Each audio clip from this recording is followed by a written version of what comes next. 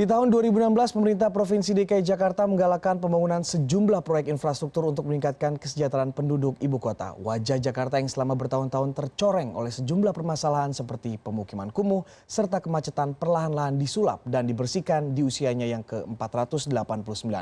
Namun perubahan-perubahan ini menyisakan satu pertanyaan. Apakah proyek-proyek yang sering kali menuai kontroversi dalam eksekusinya ini akan membuahkan hasil yang nyata atau kosmetik semata?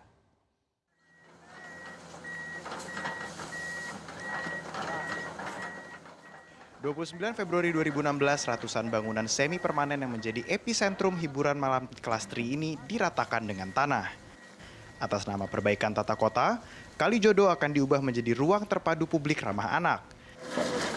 Apabila kita ingin membahas perubahan wajah kota Jakarta, wajar rasanya apabila kita memulai perjalanan kita di wilayah Kalijodo, Jakarta Utara ini. Dalam waktu seabad terakhir, rasanya tidak ada daerah yang wajah serta perannya berubah sedrastis wilayah yang berada di perbatasan Jakarta Utara dan Jakarta Barat ini.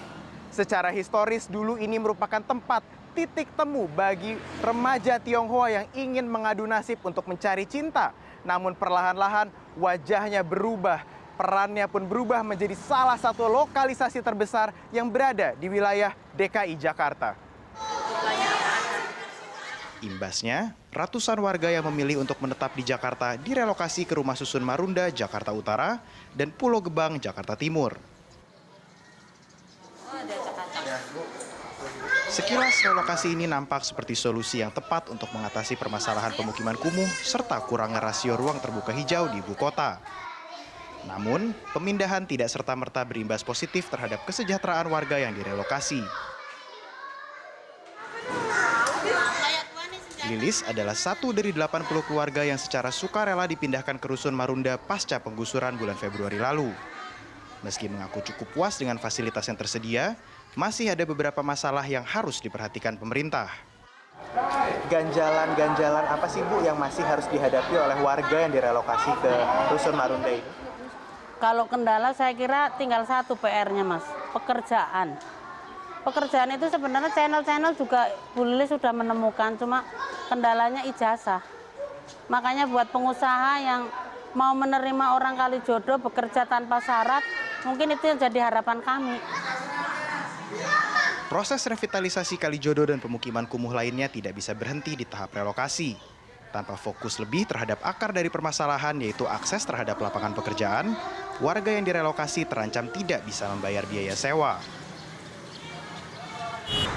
Sama halnya dengan masalah kemacetan yang selalu membayangi kota Jakarta dari tahun ke tahun. Menurut data yang dirilis oleh Bank Dunia, kemacetan di ibu kota menyebabkan kerugian negara sebesar 40 triliun rupiah akibat menurunnya produktivitas karena warga Jakarta rata-rata menghabiskan waktu 3,5 jam di dalam kemacetan setiap harinya. Untuk mengurangi kemacetan di ibu kota, pemerintah Provinsi DKI Jakarta telah mencanangkan pembangunan 9 simpang tak sepidang di seluruh area DKI Jakarta, dan salah satunya adalah Simpang Susun Semanggi ini.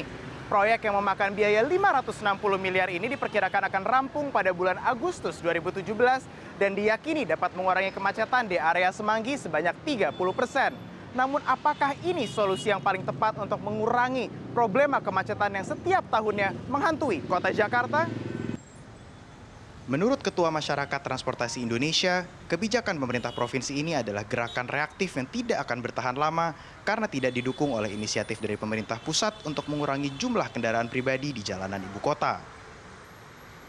Kalau investasi infrastruktur akan paling efektif masanya dipanen lah gitu, keuntungan itu kan sekitar 3 tahun. Ya. Setelah itu biasanya keuntungan itu akan teroffset, terkompensasi dengan pertumbuhan kendaraan, pertumbuhan jumlah sepeda motor dan mobil yang lebih tinggi daripada sebelumnya. Karena yang namanya pembangunan jalan itu seperti sebuah sweetener ya, sebagai pemanis ya. Kalau jalannya dibangun, berlomba-lomba jalan dibangun, berlomba-lomba pula orang membeli sepeda motor dan mobil.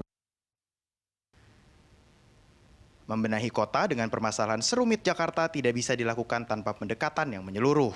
Perhatian lebih perlu diberikan untuk menyelesaikan akar permasalahan, bukan hanya sekedar mengobati gejala di permukaan. Rama Aryadi, Jakarta.